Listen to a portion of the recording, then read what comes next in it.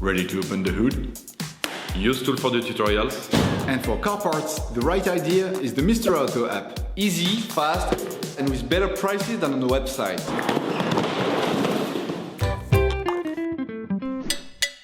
You can find the SNR bearing kit used in the video via the link in the description. Turn off your engine and set the parking brake. We recommend unscrewing the central screw from the driveshaft with a vehicle on the ground. Remove the central cover from the hubcap. Using a breaker bar and an M24 Triple square socket, unscrew the central screw part away from the driveshaft.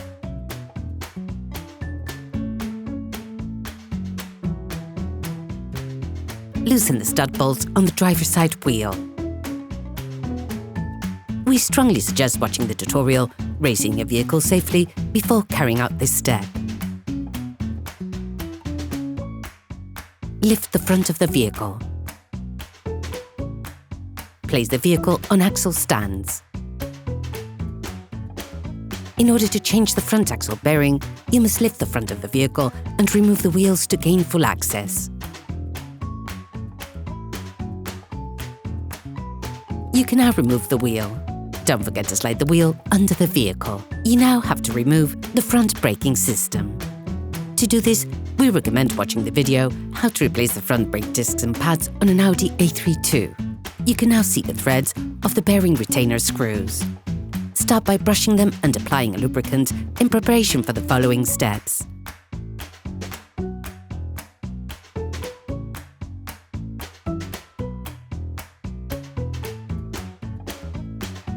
Finish removing the screw from the driveshaft.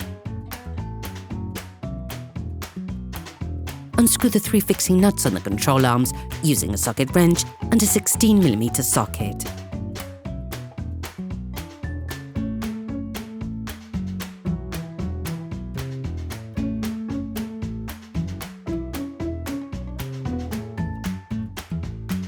Disconnect the control arms. You can now remove the driveshaft from the wheel hub. Use a jack to put a little pressure on the control arm in order to have a stable hold on the hub for the next steps. To maximize the chances of removing the bearing retaining screws without breaking them, insert a 12-sided M12 socket with a hammer. Then loosen the first screw with a crowbar. Repeat the same process for the other 3. Take your time. It is a long and tedious process.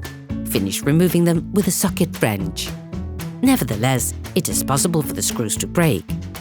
However, as long as the screw head is removed, it will be sufficient to remove the bearing.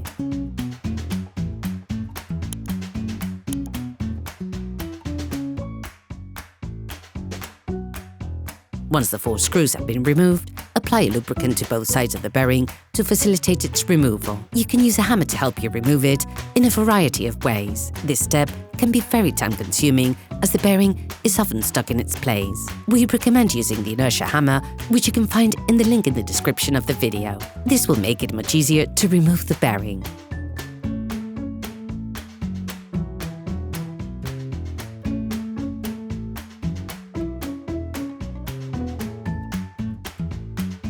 All parts used in this tutorial are supplied by our trusted partners. These partners also help us create as many video tutorials as possible. Check them out in the description below. You can find the SNR bearing kit used in the video via the link in the description. Have the new bearing ready. Before installing the new bearing, it is necessary to thoroughly clean its area. Start by cleaning with a brass brush so as not to damage the ABS sensor.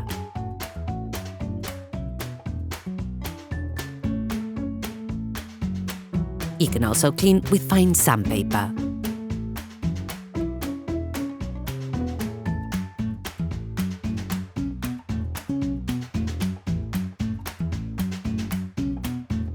Rinse with brake cleaner and finish cleaning with paper towels.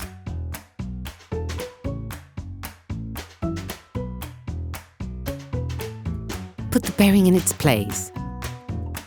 Take the 4 screws supplied in the kit and screw them in until they hold.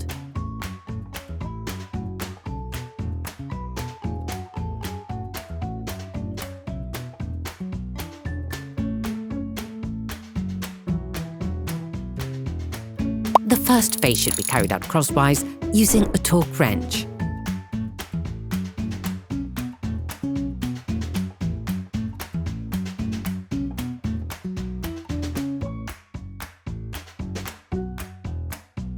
Finish off with the second tightening phase by adding a 90-degree angle. You can draw a mark on the screws to better visualize the amount of tightening.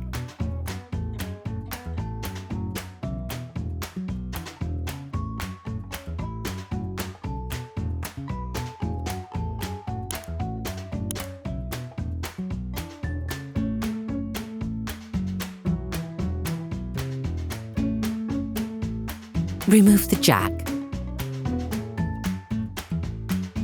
Thread the drive shaft into the wheel hub.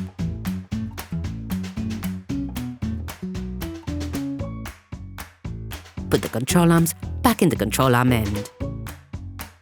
Put the braking system back in place. To do this, we recommend watching the video how to replace the front brake discs and pads on an Audi A32. Screw the 3 control arm retaining nuts onto the end and finish tightening with a torque wrench. Fit the new driveshaft screw supplied in the kit and screw it in until it holds. Put the car in 5th gear and ask someone to press the brake pedal to keep the driveshaft from rotating and to be able to do the first phase of tightening on the driveshaft screw, wheel suspended, using a torque wrench. Next, put the wheel back on your vehicle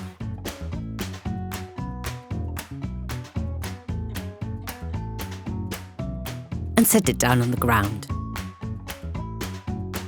Once the vehicle is on the ground, you can carry out the second phase of tightening the driveshaft screw at a 180-degree angle. You can make a visible mark on the screw on your rim to better visualize the movement of your wrench. Put the central cover back on the hubcap. Operation completed. Hi, it's Theo from UseTool. I hope this video has helped you a lot in your car maintenance. We would be super grateful if you could spread the word so that we can produce even more tutorials. Simply give us a like, a comment, and hit that subscribe button. It really helps us boost the channel and help the whole community. Thanks a lot and have a great one.